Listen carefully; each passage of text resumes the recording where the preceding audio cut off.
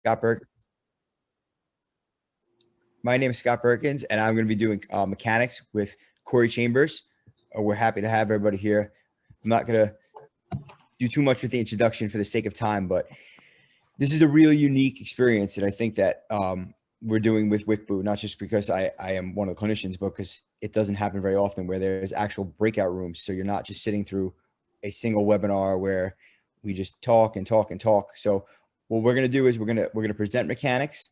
Hopefully, for the sake of time, we'll run through it pretty fast, and then we'll leave time for open forum where we'll have questions. You can unmute yourself, but for the sake of the sound, if you could just keep your mic muted as of now, and we'll give you some time at the end to ask questions. And Courtney's going to present our first slide. So mechanics, and I can't take credit for this because I was talking to Kaz Beverly, who's also one of our clinicians for WCBOO.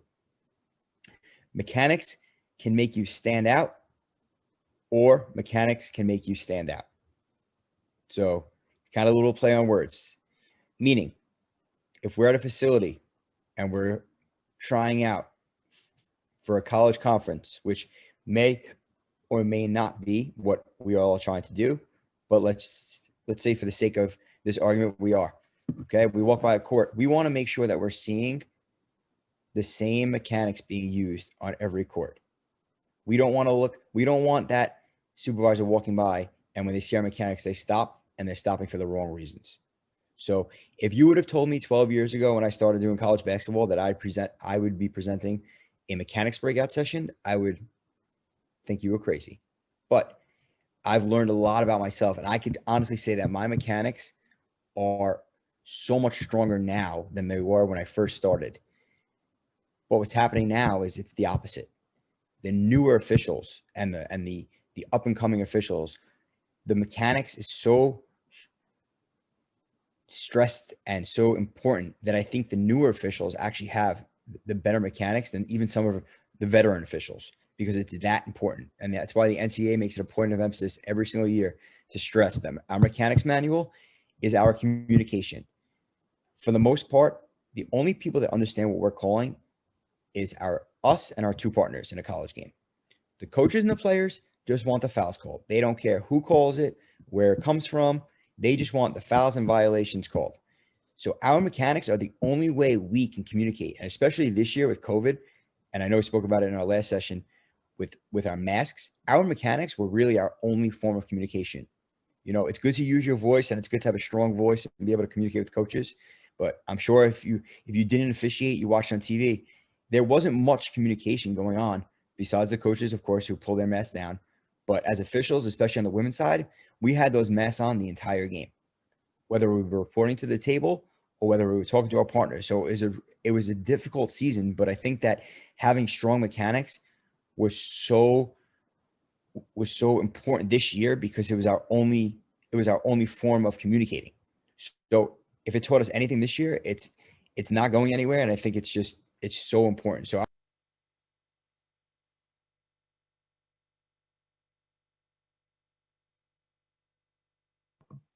Uh-oh, Scott, I think we lost your audio.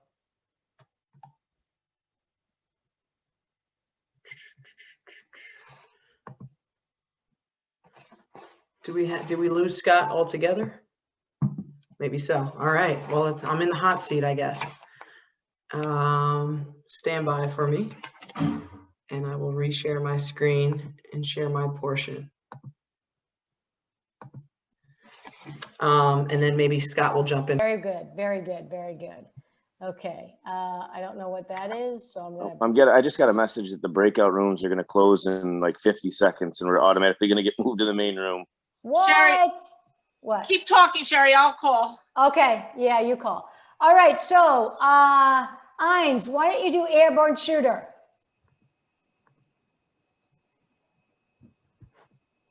Do you know? Everybody back. Hey guys, welcome back. Come on back into the main session. I'm gonna fix everyone and move you around again. So come on in.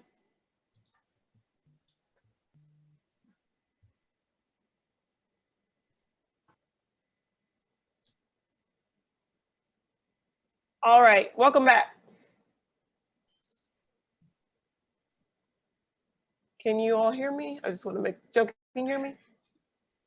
Okay, cool. I am fixing the breakout room session, so apologies for this small interruption. This was a slight accident, but I'm going to be sending you back right now. Al, are you and Sherry together now? Were you and Yes. Sherry? Yeah, okay, perfect. And then call Ashley and Bobby.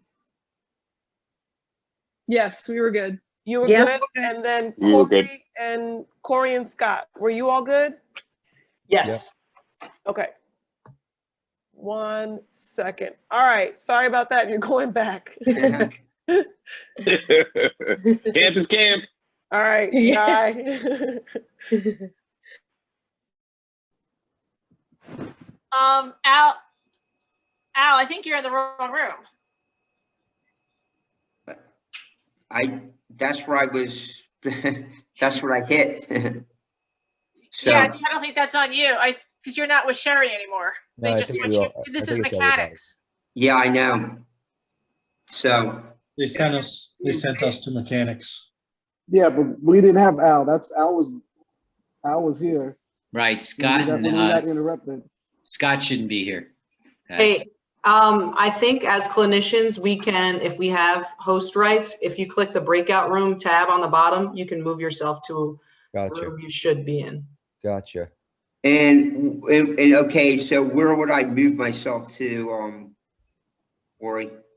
Great question, Al.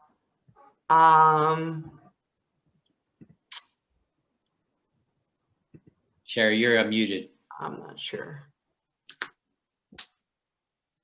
Al, we're in our right room because Sylvia's in our room and, Okay. right? Yeah, I got you, Sherry. We're in our correct. All right, I think I'm in the right room now. I think we're waiting on Scott. Sorry about that. But I will start and we'll hopefully get him.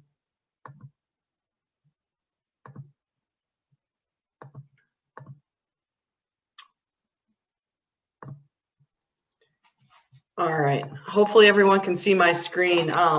Basically mechanics, Scott started to talk about it. They can make you stand out or they can make you stand out. And for my portion, I was gonna share this this short clip with legendary referee Joey Crawford. He's in the lead.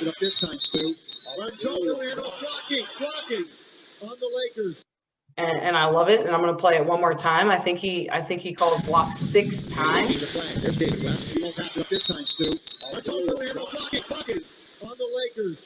And that's awesome, right? It's fun to watch in the NBA, but that's not something that we want to bring to our games.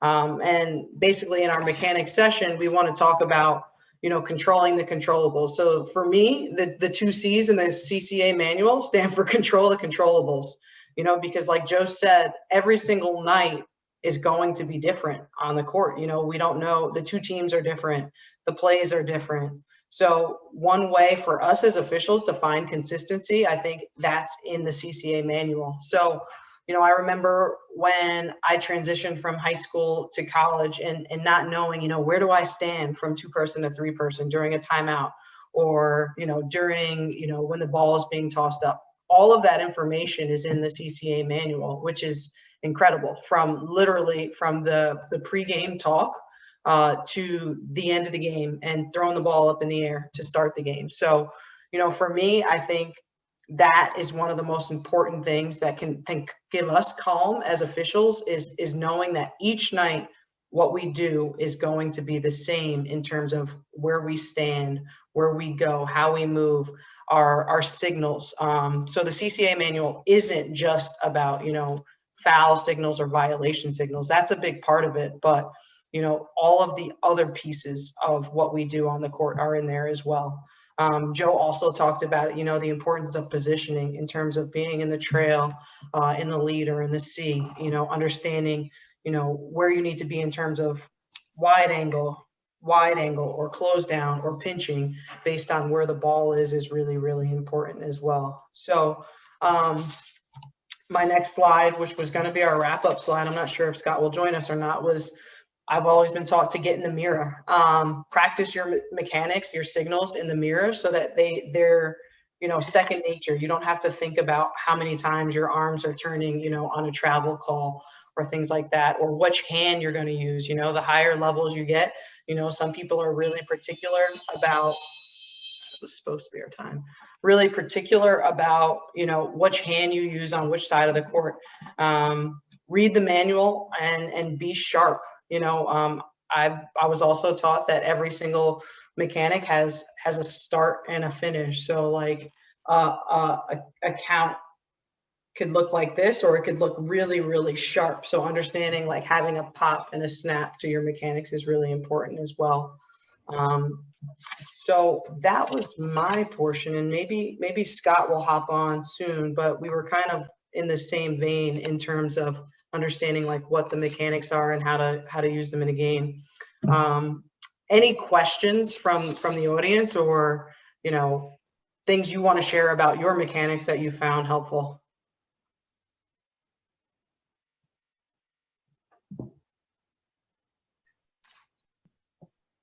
Oh, Scott, you're in here. Do you want to present your slide? I am back.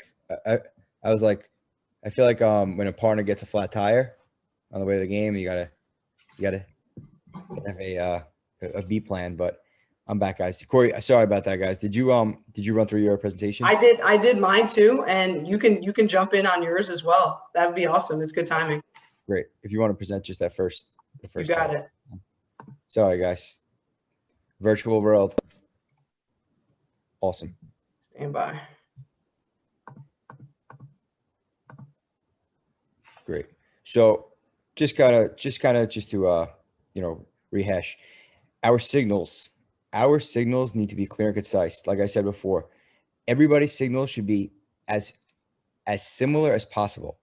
And I'm going to say that with a grain of salt, because if you see one of my next lines, it's be yourself while using proper mechanics.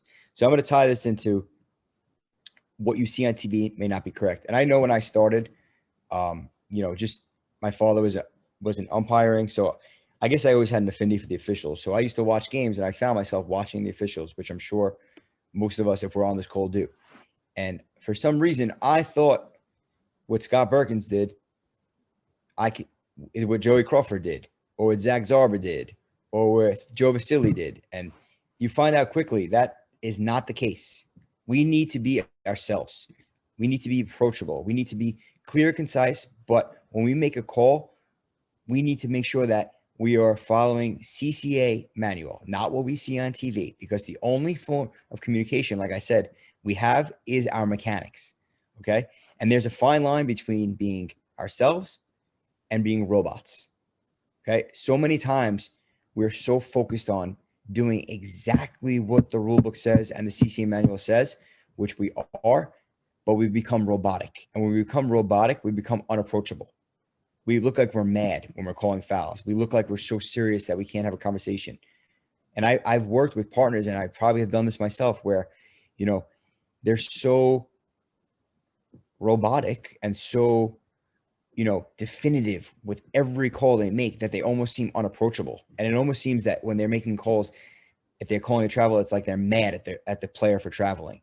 So that you know, and it sounds like it's easy to figure out, but it's not. And it took me a while too to figure out what was professional, but what was, you know, communicating, what was concise, but what was aggressive. And, you know, it's easier said than done when we're doing it in the mirror, but being out on the court and having game experience, you know, it makes things difficult for us. And especially when our one partner we have may be very laxed and we're trying to be, you know, going by the manual. I think that, you know, it can create kind of like a rift between your partner. And it's not that you don't get along, you don't like each other. It's just more of the lines of, you know, you don't want to stand out because you're being too, you know, demonstrative and your partner is being laxed. So it's finding that proper way of making calls, but being approachable. And I think that the more experience we have, the easier this becomes. And I know, like, working with Corey and some other people on this call, we try to be the same every night. So we try to have the same mechanics and we try to be the same person every night, whether the score is 90-20 or whether it's a game that goes to double overtime, because we're supposed to be consistent. We're supposed to be calling the rule book, and we're supposed to be, calling based on the CCM manual. So if we do things that are based on those things, we stay out of a lot of trouble and we stop putting our personal flair into everything. So I think that we say less is more, and it's really, really true with mechanics. So I know that Corey ran through her presentation, and I'm not sure for the sake of time, but if anybody has any questions, I know we're in a smaller group, and you want to unmute yourself, please feel free. Now is the time to answer questions and any comments or concerns with our presentation. We'd be happy to answer. Anybody? I'm happy to be in the right room. I took a tour of the whole camp. Hi, my name's Dara Robinson Ash. How are you doing today? Hey, Good, Corey. Haven't Hey, seen you Dara. since camp. So I'm actually going to go to some college camps this coming up in July. And it'll be kind of like my first time really getting out there and going to more than one camp. Now, just some, do you have any like advice? Because kind of nervous a little bit. And, you definitely want to make a good impression and, work your third and, be a good support system to your crew. But like, what would you suggest just kind of being a newbie as far as a camper? Corey, you want to take this? Well, I wouldn't call you a newbie because I've seen you work before. So for me, from me to you, like on a personal level, I would say be yourself. I mean, the mechanics piece, obviously, I mean, the mechanics, implement them. Well, I don't know. I feel like being a good official is doing the right things and getting in and getting out without anybody really knowing you were there. Like just go in to camp and just do your job, referee the game. It's hard for me to give you advice on that one because I've seen you work. Sorry, sis. That's why I gave the question to you. But yeah, great advice. You want to be unnoticed. We know the officials that we see on TV, but for the most part, we're servicing the game. At the end of the day, nobody is there to see the officials unless your family comes or your friends. Yeah. Nobody's there to see the officials. So I think the sooner we realize that, the better off we'll be. To stand out, let's make sure your mechanics are sharp. You want to make sure you're hustling. Hustle is a huge thing, right? Even if it's your 5th game of the day, which we've all been there during camps, our legs are burning, but I think if you're hustling, it speaks a lot of you. And I think that if you're friendly and cordial to the people you're working with who you may not know, some supervisors might see that and they see that as a good thing. Because remember, like I said before, we all know we're working with different people every night. So if you can be a good person, that goes a long way as well. That would just be my little tidbit. And Will, you have a question? Yeah. Mm-hmm. Yeah. So sure. So like one question I have is, so like I'm an official like on the autism spectrum, and some clinicians might like notice me that like I might have a little stimulation due to being on the autism spectrum. Like what advice would you say about disability disclosure to the clinicians like who are on your court? Well, first of all, I applaud you being an official with that. And I just think that speaks volumes of you. I would say be honest. All our supervisors and all our coworkers and coaches and players, just being honest is the best way. And I think that I don't think there's anything wrong with you approaching either a supervisor or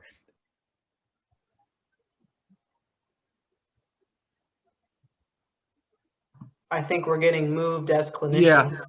But Yeah. Will, if you want to send that question to that email address in the chat, maybe we can chat about it that way. I don't know if you want to share that with the whole group, but I'd be happy to help also. So yeah, thank you. Yeah, thank you. For sure. We'll see if they kick me out in a second. Yeah, Danielle. We were talking earlier about professionalism and interacting with people and networking, and that's not one of my strong suits, really. I'm not a schmoozer. I'm more of a let's get in and do it. And conversation is great. It's just not something that I'm great at. So what and I know the point of camp is to go meet people and make connections and stuff. It's just not one of my strong points. So what do you have any advice for something like that? I'm not a huge talker either, but as people, I think there's a common thread in all of us, and what's easy at referee camp is we already know what one of those common threads are. So, I mean, I've found that referees love to talk about plays. So maybe before you can have a play in mind or a question in mind that can just kind of be a conversation starter for you. Or just asking questions about like the levels that you want to reach, like what level are you working now? And, maybe finding somebody. To anyone who needs additional feedback. So more than happy to hear from you all. So thank you all. And I hope you enjoy our last presentation. And really quick, anybody out there who's looking for a mentor, definitely that same email address, you can reach out and we'll definitely link you up with somebody who will be happy to mentor you in your officiating progress. All right. Thank you. Thank you all. Good night.